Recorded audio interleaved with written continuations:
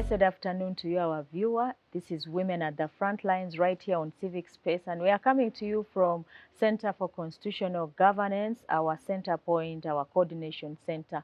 And I would like to thank you for being with us on this other episode of Women at the Front Line. Thank you for being somebody who follows these programs with us here. Now, I've been having a series of women in political parties. And we desire to showcase the work that is happening in terms of preparation, but also mobilizing women in political parties as we build up to the next election in 2026. Forgive me for focusing on this area, but I believe that in other episodes we shall have women from other sectors. But we want to exhaust the politics because we know the politics shape a lot and determine many other outcomes for women and other citizens in Uganda. And so today we have the women's leader, the president of the Women's League in the Democratic Party here in Uganda. And she is going to, expound on a little bit of challenges that we have and the opportunities that we may have in political parties, particularly in the Democratic Party in Uganda. I would like to welcome you, Honorable in waiting, but for now, Madam President, DP Women's League, Madam Aisha Waliggo. Madam Aisha Waliggo will be telling us a brief bio about herself. However, her purpose here is to inspire women politicians because you're a hardcore leader, women's leader. So you're welcome, ma'am. Thank you so much, Honorable Monica. Thank you so much for this space. Good afternoon, our viewers. What you're doing is really, really very important. Your data is appreciated. To watch out the shows, however, for the purpose of the show and its objectives, please continue sharing these videos, such that at the end of the day, we see a lot of women joining politics 2026. Thank you so much, Honorable Monica, for this space. It's long overdue. We really appreciate it. Thank you so much. And we want more spaces so that we can engage more women. Yes. And with these particular videos, we shall be using them for training, for mobilization, for engagement, for women in this sector called politics in Uganda. So I'd like to welcome you, my sister. Thank you so much. And maybe where we could start before we go into the mainstream politics of party politics, we'd just like to pick a little bit on what your journey of life has been this far. Because I see a very, aggressive woman. The next president of Uganda. And the next president, probably the first woman. Okay. Yeah. So how has it been this far, Aisha? Yes, to all our viewers out there, my name is Aisha Waliggo, the president of the Democratic Party Women's League, both national and local, international. Is that so? The one and only, actually. I subscribe to the Democratic Party. I'm born from Kalungu district, from the late Haji Rashid Waliggo. Most of you must have heard about the Waliggo family. However, what is very critical to note from the family where I come from, my father becomes one of the first 3 Muslim clerics who joined Democratic Party. Wow. Actually, he came out to break out that cycle where people always thought that Democratic Party is a party for Catholics. However, personally, as in Aisha, I'm not in Democratic Party because my father was a Democrat. Is it not in the blood? Not really. Politics is all about conviction. Okay. I'm very much convinced about the values and the ideology of the Democratic Party because it is all about truth and justice. That is why for people who really want to be within the line of God's judgment, I think Democratic Party should be the home because God only judges based on truth and justice. But I still have a feeling that political parties are not communicating their values very well. Ugandans don't seem to have that particular underpinning in terms of values of political parties. Instead, I see people joining political parties for convenience. Actually, that one becomes another challenge for political parties. Actually, that is civic education of political parties. It becomes another challenge because most of the political parties come generally on the big scene of sensitization and mobilization towards elections. But sometimes you may not put it to so much. This one would be on the NRM party because it is the party in leadership, it has finances, but political parties in opposition, I think their resource envelope also deters them to do these prior activities. But I think with the current amendments from the Political Parties and Organizations Act, they will be in position because to at access least, state resources yeah, as well. to access resources that will enable them to do such outreaches, for them to publicize their ideology and values. As long as you win political seats. Exactly. If you're a political party, you must win a seat in parliament, exactly, of course. Exactly. So how many do you have right now in parliament? We have 9 members of parliament. Well, you've kept reducing, I think. We've kept reducing. What's happening? Yeah, of course, the and political among the dynamics. 9, how many women are there? We have only 1 woman. This and we're time? very, by the way, wow. Let me tell you one thing. Me, I'm a teacher by profession, but we've always encouraged a positive attitude, because with a positive attitude, we're in position to turn problems into challenges. That is why, in as much as we are having like one female MP, as in DP, but we see her as a very big troop of women. Who is that? Honorable Fortunate Nantongo from Chotera. Okay. Yes. Okay, Aisha, you are telling us your journey in life, and I'm just trying to pick this to encourage someone who is watching that it can be possible. Whatever you start your life from, you can become the next president, you can become whoever you desire. So where did you go to school? I mean, because any school, you can go to the worst school, but have a big dream. Yeah. Sometimes when I'm speaking with people, sometimes they thought I went to an international school. But I went to Bulungi Bwabazadde Primary School in Kalungu. Those are community in schools. Nabutongwa. Actually, Bulungi Bwabazadde. Are community schools? No, even the name itself, Bulungi Bwabazadde. So the school only survived on the mercy of the parents. Okay? That is Bulungi Bwabazadde. So that is where I went for my primary education, and from there, and it's in Kalungu Nabutongwa.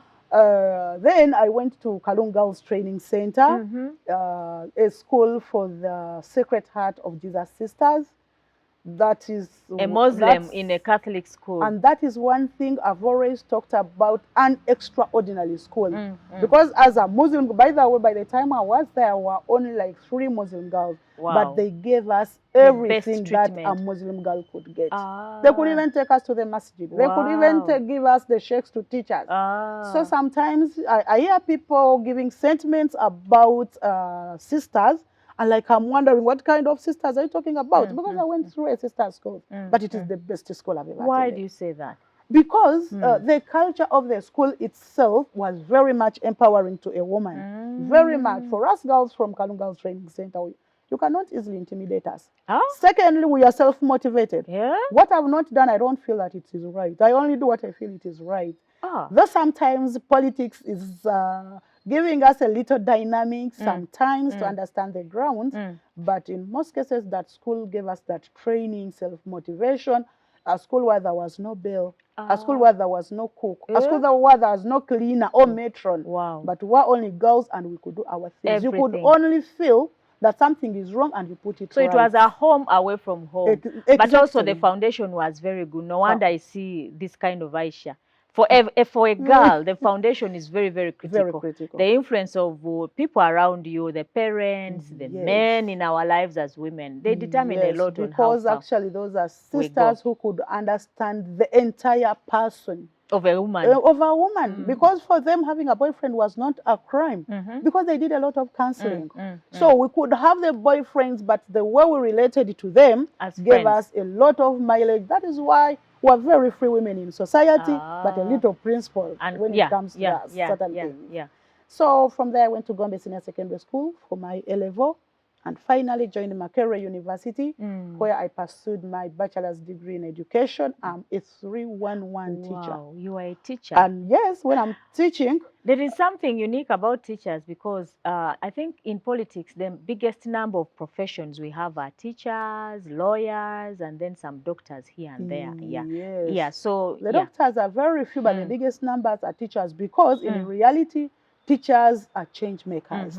Wherever we see things that are not moving on properly, we have to come in and do the practical thing. And really, for some of the teachers who have been in parliament, they've done some good. They have. Because they've tried at least to showcase the true pictures of teachers. Though, because there are certain times when teaching was regarded as a profession for failures, we have many of them who had failed and joined the profession, and they do not have the passion for it. Me, I'm a teacher by profession. Up to now, I'm still teaching. And while teaching, I've always told my children, what am I passionate about? The first thing, I'm passionate about teaching. I love teaching. 2, I love women. Wow. 3, I love children. 3. Those are 3 things I love. You love in life. So much. I'm very passionate about them. Wow, wow. Yes. And your experience of teaching after your graduation, did you just go direct to opening a private school, or you went into government, public school? My working experience begins after I finish my, actually when I go for my school practice from Bogo Mixed Secondary School. And the head teacher then, may God be pleased with her, she's late, Hajat Sarah Namakula. She spotted me as a very hardworking lady, and she gave me a school at 18 years, where I began as a headmistress in Matoga Mixed Secondary School. Wow. So at 18, you were already a head teacher? Yes, I was already a head teacher, and I worked so diligently to the extent when I joined the public service. My years I'd worked in Matuga Mix were just regularized to show that I have enough experience to make me a district education officer. Wow. So at 22 years, I was a district education officer. At 22? Yes, from the Tambala district. Wow. And I served there for 8 years, and then I joined politics. That is when I joined the Kalungu, because it is a requirement. When you join politics, you must leave a public office. Okay. However, that is one thing again we are contesting again, because at the end of it all, public service is losing a lot of very good people because of that criteria. Politics is just a season. And I put it to the Prime Minister, not the Prime Minister actually, to the Minister for Gender. No, Madam Nachobe, Head of Public Service, when we were on a certain women leaders platform. And I was telling her, let them interest themselves to look through that, because when you're looking at women and some of the reasons women are frustrated after elections, they have deaths, they you can't go back to your job. You cannot go back to your job. So there is no fallback position. Yet, even coming into politics, it is just, we want to give service. So the moment you deter me in politics, I'm not anywhere because I've not gone through. And then in the public service, I'm not anywhere. Go back. So it means in that way, Uganda is losing some good. You raise a very important question, but it needs to be worked on at Parliament, because then the season of politics is just a few months. A few months. People should be allowed to resign and return to their jobs in case things don't work out. Unless if you succeed, then you should be able to resign formally. So that is why me personally, when I left the other elections, I couldn't go back to work. But during from 2018, that period, I worked with Habib School of Medicine and Surgery, Islamic University in Uganda, as a female administrator. Yeah, it was a nice experience, again, because I was working with women. So my life has been moving with women. However, there is a certain, sometimes, why am I leaving public service and join? You know, sometimes as teachers, I told you, we are change makers. Sometimes, like when you're in local government, you see a lot of power. And I told you I came from a school where we were empowered. I saw how much councillors could exert their pressure on a district education officer. And really, the councillor is and the man is sweating plasma. You know?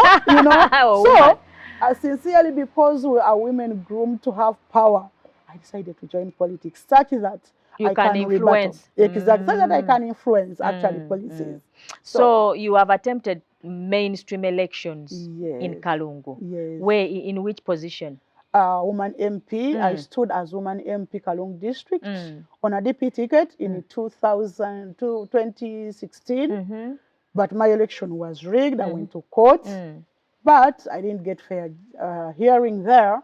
I went to Court of Appeal, by the way. What? Yes. You're so determined. I also went to court. No, because I believe in truth and justice. So you pursue you cannot easily intimidate me with the cost, with what? No, because I believed that has wrongly given justice. Okay. So that is where I went to court. But again, from courts, at least Ugandans know what really happens with the judiciary of Uganda.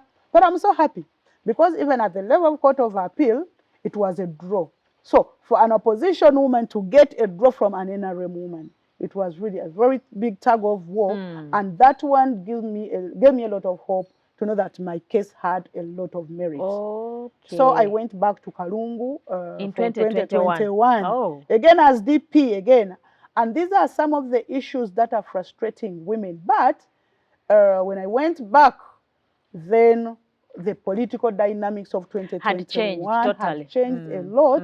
And again, the attitude of DP itself and the members really it was a little different because you had lost hope, because then the wave that came swept everybody. Me, I didn't lose hope by the way, because as I told you, politics is all about conviction. Me, I saw the wave, but I didn't believe in it by the way, because I believe in politics, and especially value-based politics. Given the fragility of the women in politics, you could not just jump on the boat, because at the end of it all, you'll be spoiling the whole of the political journey you have built. That is why, because I was not convinced with the values, with the ideology, personally, as a woman from Kalunga Training Center, I could not just jump on the bandwagon. I'm learning something from you. That's very, very powerful, Aisha. Value-based politics, sticking to your your stand, and being led by convictions is very important. It's not all about you being in parliament. Today we're not in parliament, but aren't we serving? We are. The thing should be service-based. But even when you enter into a service where you're not convinced, you will not deliver. You will not deliver. That is why we're having a lot of challenge with many of our members of parliament, many of our leaders, by the way, who joined the bandwagon. What are they delivering? Do they know the values of their political parties? Do they understand why they are there? They found themselves that they are there. Me, I feel, if at all my conscience is very clear, I remain a comfortable woman. Wow. That is very powerful, Hajat. Are you Hajat yet? No. No. Okay. That's a very powerful statement you're making. And I think we need to expound it much more better, beyond actually women's politics. The value system of participating in political parties. What do we want in Uganda, and how can we make it better? Yes. Now, I would like us to transit to a conversation of your experience of the election. Yes. Because you are not just a person who is a politician in political parties. You've also been in the trenches, in the battle, in the actual politics, in terms of winning public office. So I would like you to interrogate that area, because we want to attract women. First, I want you to encourage women and also identify the challenges that relate to participation in politics, particularly when you're a woman from a political party. Yeah, to all our women outside there, I know politics is not all that difficult. It depends on your conviction, because the conviction will always give you peace. Then secondly, your integrity becomes very critical when you're in politics as a woman, because as I've earlier told you, who are very fragile when it comes to politics. Women are very prone. They are very vulnerable, because the biggest challenge comes into the society where we're applying our politics. However, me, I've always told people, at 18 I was a headmistress. It's at possible. 22 I was a district education officer. It is doable. But then finally, at 30 years, I joined the politics. I chose politics as a career. From administration, from management, I chose politics. And the moment you take something up as a career, do it with a lot of your passion, with your ability, with your love, with your energy, with your wisdom. And to the ladies there who are pursuing politics, it only generally becomes very hard, provided we're not taking it as a career. That is one. Then secondly, even the dynamics we go through as women in politics, the moment it becomes part of you, there is a way you can meander around and go through. We cannot say that there are no challenges. There are many challenges women face in politics. But there is a good. There is a lot of good in politics. Because women, you know very much that however much we cry to be at the decision-making tables, there are only two things that can support you out. Either it is your education, but you know very much that time memorial, Ugandans never embraced the education of the girl child. Up to today, we're still doing advocacy on that. That means if at all you don't have enough education, you'll never join the decision-making table. It will be hard. The only way out, even a councillor who has not gone to class can reach the level to be at the sub-county, and he may be a vice person. Probably, At the district, probably it may be difficult, because you'll find that there is a criteria to choosing those councillors who sit or who head committees. They must be with a certain level. So at that level, at least, you can have some influence even without education. But what is giving you that influence? It is the politics. That means for any woman in Uganda who would wish to have a voice, who would wish to sit at the decision-making table. You must be that educated. woman with either education or in politics. Already. Apart from that, it may not be easy. Ah. It may not be easy. Because even if we form our circles at the grassroots, they don't here, influence policy. They will not influence decision making. Yes. We would love a woman who is the chairperson LC5, but she must be an equivalent of a senior 6 with A level by the way. Or even a degree. Exactly. Even if you want to be the district speaker, you must have senior 6. You must or be at equivalent. the local council, sub-county, you still have, you know, it is only at the sub-county. Okay. So whatever we say, whatever we think about, it is either education or politics. Maybe halfway could be financial muscle. Where will you take your financial muscle? No, you will go to the church and make some contribution. When you make a contribution, wherever and influence the decision, you will influence at that level. How many women have the financial muscle anyway? Exactly. You know. So the easiest way would be education or joining politics. So for our women outside there, if at all we want to advance our voice there, we must embrace politics. And secondly, ladies, let me tell you one thing. Politics is very good. Where will I have met Honorable? Seriously speaking. Yes, because let me tell you, like what you're saying, at 20 you were No. It is just a number. But maturity also refers to the people you relate with. Yes. The moment I grew up from Nabutongwa and I'm still relating only with those people from Nabutongwa. No, that's not acceptable. Exactly. But politics gives you that wider network. Yeah, that's very true. Yes, I was very super excited yesterday when I saw Madame Nachobe. Wow. Presenting head of public service. Wow. Really, it was very calm woman, very focused and very much. And we need to host her one of these days as a person who has been in the sector. Exactly. People like Amelia Chambade. They who should. Are in the public sector and are successful. We're successful. If at all like we want to widen our networks, politics is very good to go. So in picking your thoughts, because you've been around for some time in politics, yes, we've been dealing with affirmative action, and we are trying to, you know, draw attention away from affirmative policy because it seems the last 36 years we are stuck. We are stuck. We are stuck at only increment of districts. And yet we need to neutralize the space with more women. Yes. What could be the way forward? What are some of your thoughts in adding more women? Yeah, adding more women actually. Affirmative action, again, as we're still having, by the way, let me tell you, Honorable Amoding, issues regarding attitude are not only in the electorates we have. Even within our high-profile people we're seeing, because the mere fact they gave the women the affirmative actions, then they failed to go down to the ground to do more sensitization about the open seats.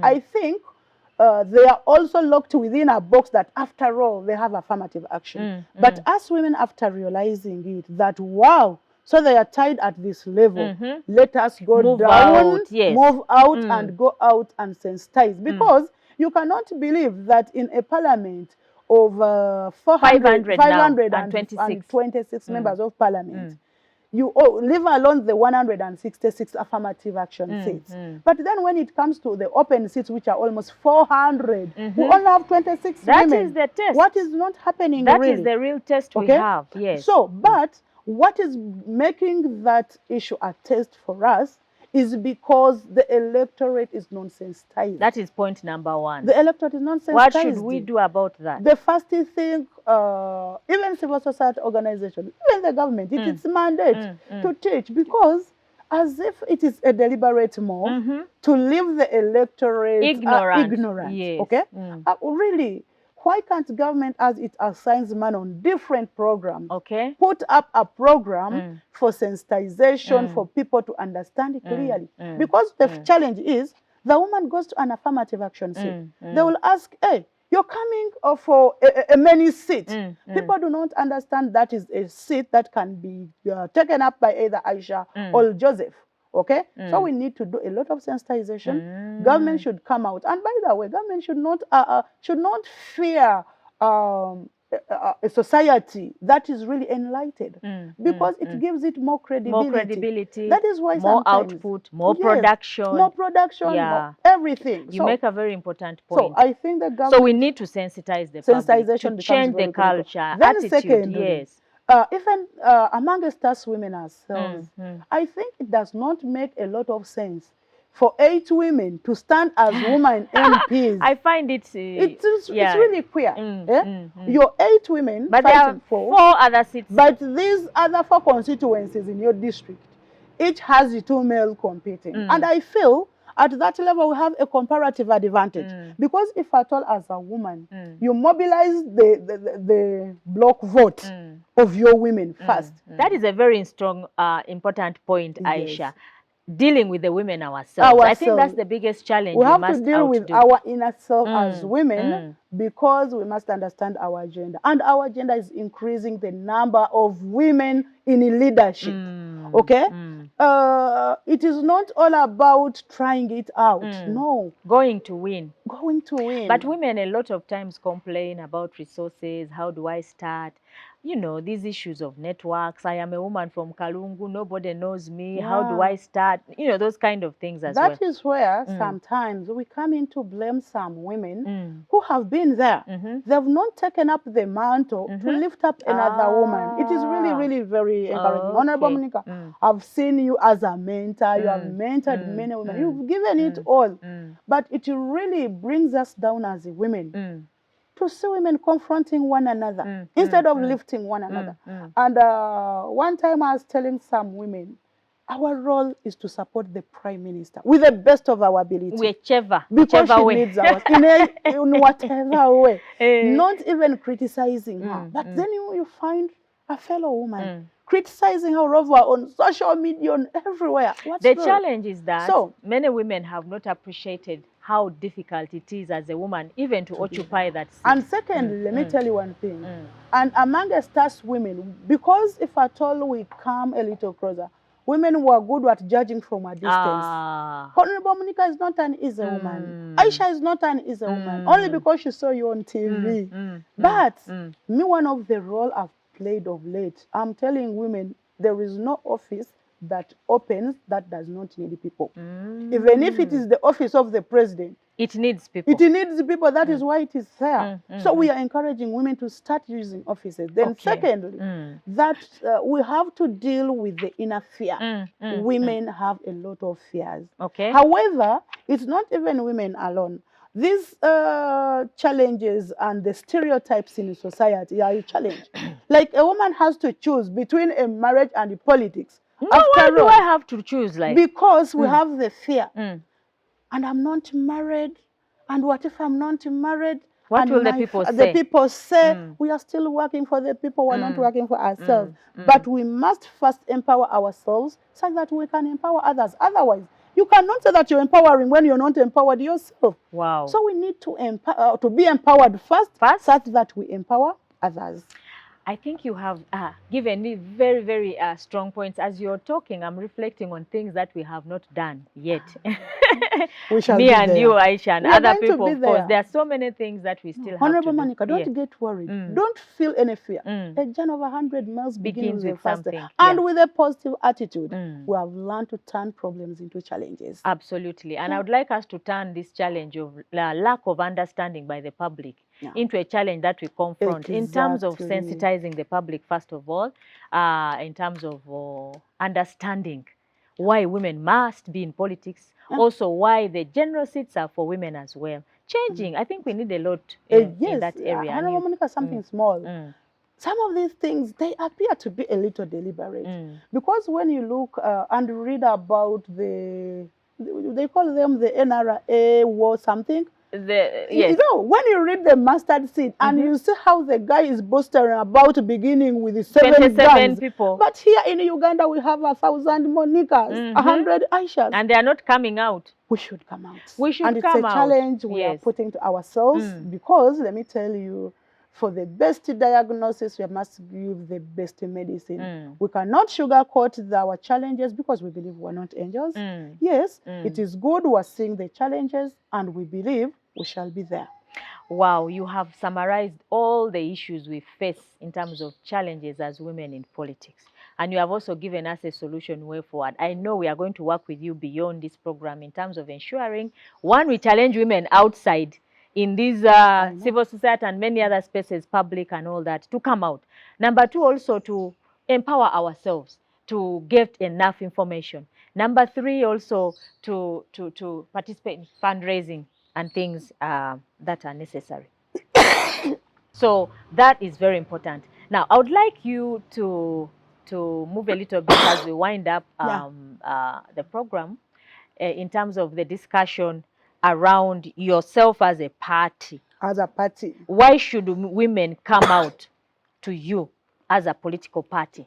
And do you have gender politics? Do you have gender policies in your party? Do you have all these things that entice women in? Yes, talk about that a little. Actually, the politics, as earlier told you, me, I do the politics of the values, the ideology, and that.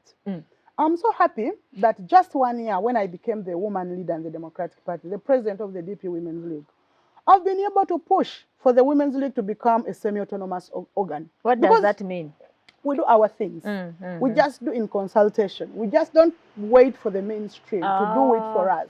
Because you cannot say that you're empowering women when you're not giving them leadership independence. So that has given us a lot of mileage. However, actually, in a way, many people are saying that the women's leagues in political parties are kept dormant deliberately by their leadership. Because, not for DP. You know, yes. Not for DP, no. Because we see women leagues are a little bit, there's been a challenge. Yeah, and by the way, me, I believe for all of us as women who are in politics, it is really, really very critical to streamline the policies in our political parties, because there is nothing you're going to do. We're not going to go back into a referendum. We are in a multi-party system. Or deal away with multi-party. You cannot deal away with it because it is a system that was embraced as a country. We must understand the dynamics there and work upon them. And why is it important for a woman to join political parties anyway? Yes, can I not do my own things, stand alone? It is really very, very difficult. I'm telling women there.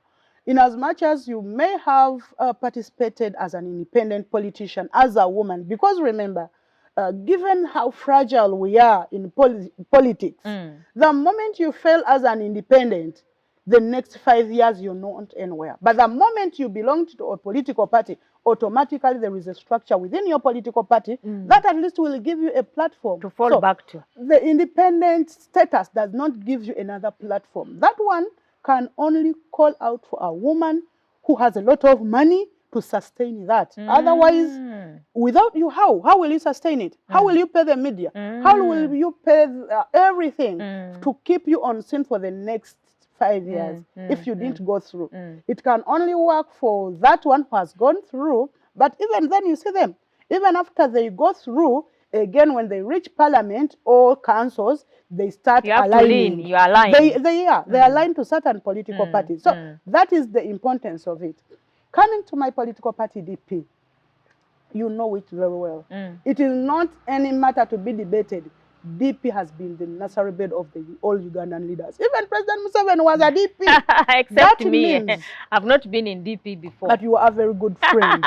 Very, very good one. You never just a joke. Yes. So, but I'm saying, in terms of capacity building, DP gives capacity to leaders. Secondly, in terms of the policies, but I want to attest to that fact in terms of DP leaders being exceptional and excellent. I see many young DP leaders, both women and men, when we interact with them, they have something. They have some value in them that you see that this is really a good leader in making. Do you have particular trainings, groundings that you make? There are groundings. There are groundings, one, because you will find that throughout Uganda, it is DP you will find with the ideology that is both social and religious. And society becomes very critical. And religion becomes very critical in serving. So, the moment you're not grounded in the ideology of your party, that is where you will miss it out. But also just in terms of public speaking, you know, knowledge base of the young leaders that come from DP. Again, this one comes generally from the background of the founders. You very much understand that our founder, the late Benedicto Chiwanka, was a lawyer by profession. So you'll find a lot of DPs, they are lawyers. Even after like the Seungus, from teachers, they go to lawyers. The Honorable Mpugas, they go to law. Many of them, by the way. And then another thing you will find that, again, the first group to join Benedicto Chiwanka were teachers. Because of the injustices that were done on teachers, teachers from the northern region, through their association, their union, they joined the DP. That is why, again, DP, you will find a lot of teachers. Because of that background, again, it comes within the stream. So, you was talking about the policies. I'm for women, you, Democratic Party, it's the only party that has a women constitution. Embedded, as a schedule, embedded within the main constitution of the party. That means it gives us the liberty to be empowered. That is a plus for us. Secondly, it is only in Democratic Party where you will find a policy against sexual harassment. Because we realize that one of the reasons why we're missing a lot of very good women, it is because of sexual harassment. And these guys are not merciful at all. No, they are not. They don't feel that at the end of the day, there is something this young woman is losing out. Okay? Because for us women, you know how easy a society can become when it comes to such issues. And they will never ask those issues from men. So we came out to have a policy against sexual harassment. For us, we have a gender policy. And our gender policy is very clear because our budget is gender responsive. So in terms of gender policy, if we go to the positionings of the electoral seats, so it would be like it's a 50-50, they will position a man, they will allow women to contest in direct seats and contest also in the general seats. That would be the ideal. Yes, they do. They do. We do. We do. We have that. Because for us, the Deputy Secretary General is a woman. We have the Deputy Spokesperson, a lady. We have a Secretary for People with Disabilities, a lady as well. We have a Regional Representative, Bukedi Sub-Region. Actually, on Tuesday, I'm going to Karamoja. The Regional Rep for Karamoja is a woman and the only opposition politician who won a seat in that region. And she's the councillor Abim. She's from Abim, and she's the chairperson Speakers Association in Abim. So, at least even on the national executive, many women came on open seats because we are pushing. And by the way, for our viewers who are there, you should not think that this has been a journey of just 1 mile. It has a journey that has been walked because from the previous National Executive Committee, out of 45, we only had 5 women. This time around, when Aisha Waliggo came out, I had to ensure that I have enough women. At least I have 20 now on the National Executive Committee out of 43. Wow, that's half almost. Almost half. And I'm still looking for another 4. And I will have them such that because I feel it very, very, very disempowering to say at least a third. That at least a third has become a because it becomes a habit to give us at least a third. So we are saying 50. And that is where we are negotiating from.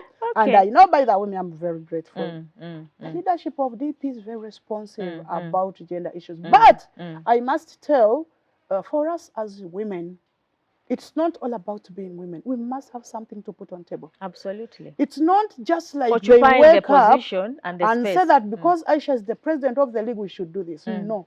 I hustle to see that we achieve that. So I want us women to wake out from that zone of saying, after all, we are women. No, we must work for these things. And Honorable Monica, you'll find sometimes people blame us. You had a woman president. Why didn't you support? And I've always told them, one, for us as women to come out and support you, one, you must show the cause. Associate with us. Women, yes. That is one. Then second, you must have something of substance to put on table. Not because you're a woman and so we should support you. Exactly. That is very important. I'm calling out women for like you want the women support. Work with them. Because if at all you're calling them your block vote, why are they becoming your block vote at the time when you need an election? I think this opportunistic politics should stop because it is killing the whole thing. Okay? Opportunistic politics should stop. because it is killing the whole thing. Okay? Yes. So it is really, really very important. Personally, as Aisha, I think I put in a little some effort to see to it that such meetings, I call for meetings for senior party leaders, yes, to tell them our cause. This is our cause. This is what we think. Can you support? Yeah, what can we do? Wow. I think all of us as women leaders, we should do that. And then again, as women leaders, we must understand that Uganda's country, the biggest population are the youth. So let us support the young women. Let us not just push them into the youth wings. Because at the end of the day, transition from the youth to the women becomes difficult. Yeah. So it should be from the mainstream women's league that the women leaders come out to support the young women because they are the biggest population. Wow. And secondly, we have to give continuity of their works. The moment we don't bring a lot of young women on board, it really batters my brains. When I see women of my age, okay, when they do not want other women to come in because they are threatened about their position. Well, that is when you don't understand yourself. Exactly. You cannot be threatened by another, because if you understand who you are, then it is really very challenging. I was on a certain platform, and a certain lady who has been in parliament for 4 terms came out and said, you see these young girls, they want to take up. I told her, Honorable, could you say that? Is it real? Because sometimes it becomes very surprising. So me, I'm urging the women leaders. Let me tell you, women leaders, this is a noble goal we're doing. And the moment you don't bring more women on board, you're doing a disservice to the women fraternity. A very big disservice. That is very important. Yes. Because it is said that if you cannot multiply yourself in terms of more Monikas, Amoding coming up, then you have failed in your leadership. So if we fail as leaders who are in these positions to multiply the new leaders, then we are not sustaining the leadership movement for Honorable women. Monica, me, when I went to Gulu to contest as the president of the DP Women's League, for all those who attended that delegates conference, they will tell you that I ran a campaign almost equivalent to that of a president general. Across the country. But what saved me so much is my association with the young women. Because they stood in with me. The campaign was so rough. We were like as women, but the campaign had been vulgarized. But I maintained my stand. My young women stood up with me up to the end. Wow. And by the time of the elections, just imagine an electoral college vote. I had won by a difference of 321 you votes. Doubled. As a difference. So I'm telling other women. And by the way, let me tell you one thing. Apart from that, we're not believers. But women must understand that God loves us women first, because it is us who can cascade his roles. Okay? You can say that again. So the moment we do not come out to support other women, there is something we are not giving the God who created us. Then secondly, Honorable Monica, I think God gives out the leadership. Wow. Why should someone be scared about a position, very much knowing that it is God who picks out leaders? It is God who picks out leaders. Then let us do the good, such that the truth and justice manifests, and at the end of it all, God gives us a lot of rewards, by the way. On a serious note. Wow. So, you have done so well, and I want to thank you this far. Many thoughts you have shared with our viewers this far. I know this is not the end. We shall be back here on different things, because as we build up towards 2026, we shall be doing a lot in terms of mobilization of women and the public, to support women. And so I would like you to wind up with a few thoughts of yours in terms of, as a leader, certainly, you have a dream for Uganda. Yes, please. I have yes. a dream for Uganda is to see a female president, and I pray that I become the first one, inshallah. Inshallah. However, this one goes again to our women. There is a lot of barriers. There are a lot of challenges. But I think we can turn them into opportunities. However, let us get out of our comfort zone. Ladies there, I know sometimes they may ask, Aisha, how do you manage it? By the way, I'm a teacher by profession. I told you, I manage my school in Inansana, and I'm teaching math. I'm a math teacher. Oh, that is serious. I'm always there to teach. And encourage the girl child to do mathematics. So much. And the girls are presidents in my and school. Sciences. They are presidents in my school. Oh, the girls. Wow. I want to sit there because that's the platform I've gotten. Because for us as teachers, we said, do what you can with what you have where you are. So I'm in my school. preaching about gender equality, and it is there. You are the she-heroes who should be sung about. But I'm telling our women outside there, how do I manage to do it? To me, an invitation is never given me late. You're actually sharing lessons of your life with somebody out there. An invitation is never late given to me. The moment I see it important, I always fix time for it. You will be there. Secondly, so no one should give an excuse. Myself. I don't say that I will not jump on a border when I will not make it on time. Please, ladies, time is very critical in our lives. And then again, as ladies, we must balance out our marriage life because it is very critical. Today, the biggest challenge the country is facing is because of the breakage of the family unit. It is globally. It's not just even in Uganda. The family unit, the moment we don't put emphasis on the family unit, in as much as we are looking at the equality, but the equality should be in opportunities. We are the mothers that bring out these children. They are in our wombs for 9 months. They breastfeed for 2 years. It means we have a lot to contribute to these children. It is really, really very, very disheartening to see how our society is breaking apart. It's breaking apart because many of us have not given a lot of time to the family unit. And to our fellow women politicians down there, it is us to save the image of the women. Because men are not very comfortable now giving their women into politics. That is why I'm doing my level best to make a Democratic Party a home for all female politicians. We are safeguarding them against sexual harassment. We are safeguarding them such that these men outside there give us their women, knowing that a party is there to give them protection. Yes. Before you wind up, I'm not sure whether I have DP very much in Kumi. When are you coming to Kumi? For example, I think what I'm trying to lead you to is terms of coverage of the party. Yes. Is it beyond Uganda? No, it is beyond, because I've told you 12 we are going to Karamoja for a celebration of the only opposition leader in Karamoja, and she's a DP and a woman. Would you want to do better than having one or two? Yes, that is why we're there. And all these activities we're doing at the Women's League, because we are mandated to do mobilization and sensitization plus recruitment for the party. We are going there to recruit. And the moment we're in Karamoja, I am going to make, because I was in Soroti, when I was meeting our first female member of parliament in the East African Legislative Assembly, Honorable Kelo Francis. So we are creating wider networks there. And by the way, and this is one thing I want to put it, me as in Aisha, I love Democratic Party alone. But I would love every woman to belong to any political party. But as long as she has passed the election. Exactly.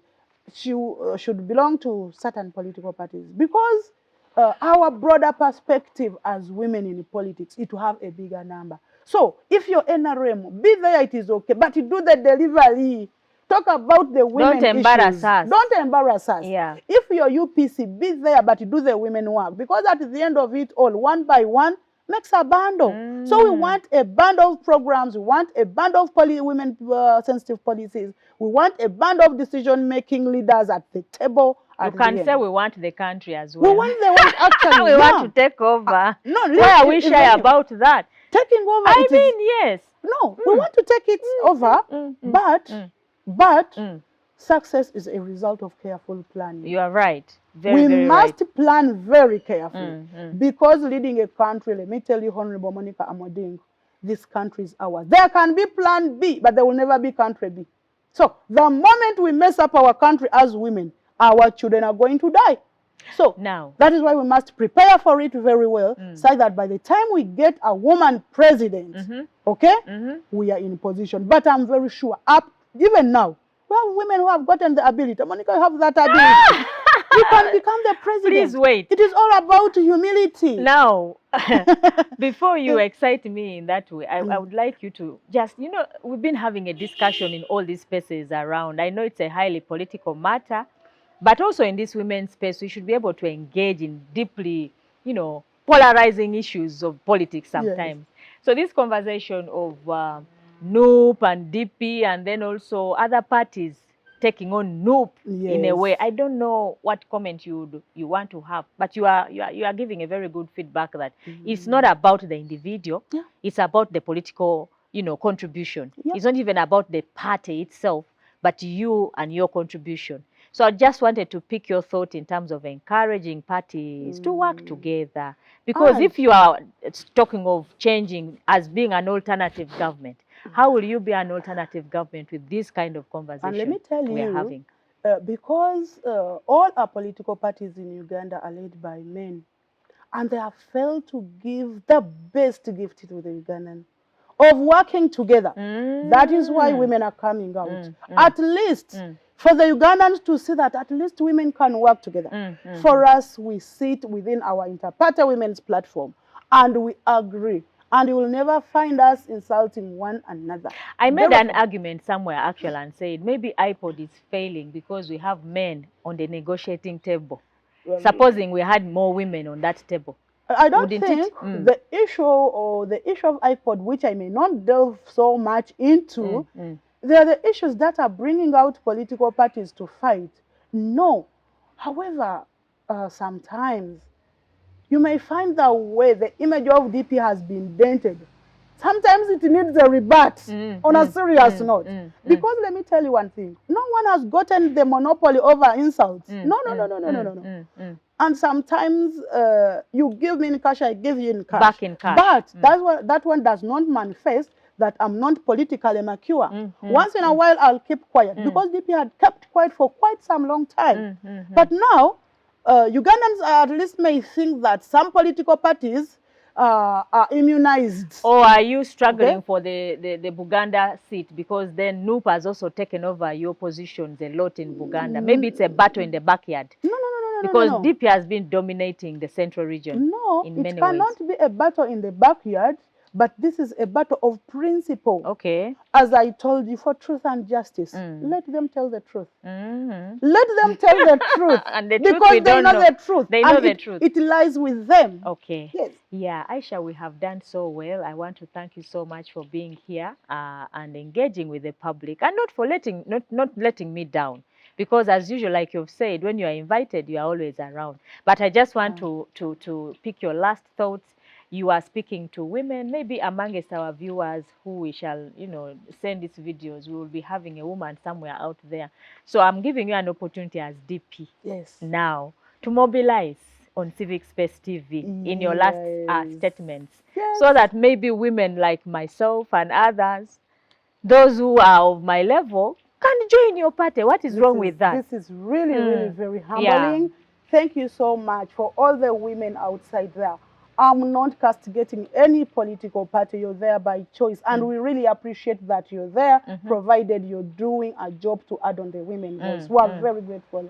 However, for purposes of maturing in politics, Democratic Party would be our home. Okay. Seriously. And I'm telling women, if at all you're running your political journey, don't think about winning an election only.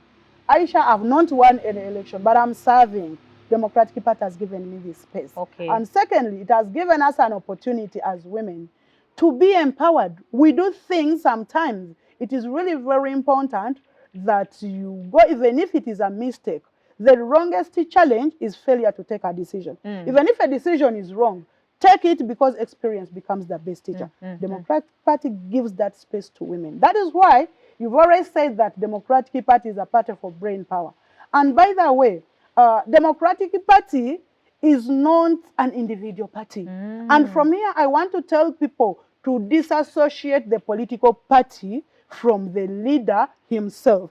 Because Honorable Norbert Mao is not going to be the last and the first president of the Democratic Party. Okay. So it becomes very frustrating when Aisha goes in an election and you don't vote for me because I belong to Democratic Party led by Norbert Mao. Norbert Mao is a leader who will be there and will live. Yeah. I think as women and other people in this country, we should learn the politics of segregating personal issues with issues themselves. That is well Let us put. look at the issues. So for women outside there, Democratic Party, today as we are saying, the woman president is very passionate about women. Why can't we be where we are very comfortable? Where someone so you can are listen? appealing to women across the country? Yes, to come, because I'm always there and available for them. And secondly, for our women issue, it is just a call. Sometimes it's a call that is going to calm all your challenges and then you feel you're fine. I'll always pick your call. I'll always talk to you with a smile, moreover, because I rarely get annoyed. Yes. I can confirm that. Really, I'm very, very, very compassionate. I'm very tolerant, personally, as a leader. And I know another woman who will come as the president of the Democratic Party Women's League must have such qualities. I now have weaknesses, but she must be to the level which is a little, okay? So we are modeling leaders. Young women are there, very vibrant. I know when I'm not the president of the Democratic Party Women's League, someone who will come in my foot will do the same. So don't be there and like you're yearning. No. Some of you women there, you're saying, our political parties are not doing activities because the activities, all of them are not meant to be done by men. Even in meeting, you chatting around, speaking outside politics. That's an activity. They are activities because I've told you, for us as NDP, we are looking at this country as a broader thing. And again, we are looking at how do we rejuvenate the family as a unit such that we handle some of the challenges many of our women are facing today. Very, very well put, unless if you have a final thought, but I would like us to wind up from here. Madam Aisha, we shall have more of your time. I know we are together in the cause of women's leadership development in Uganda and across the region. So I'd like to sign out from here. Thank you for watching us this far. Thank you for your MPs. I know it's going to get better. We are going to get more women to inspire you here, but not just in politics, but politics is very important as it plays a very central role in influencing all the other sectors. So I would like to encourage you, come out and join this space as much as we can. In the next election, we want to see every seat occupied, at least in the election circle, to ensure that every seat in Uganda, those 526 seats we have, at least every woman contest, minus the 166 we have, the other 400 plus, there are women contesting in all of those seats. And you are one of them. If you are following us and watching, this movement is going to grow bigger. And we'd like to thank you and to say, may God bless you as you endeavor in your life in whichever way, area that you are in. We are here. Would like to sign out and thank you for this far and supporting us in this journey. Shalom.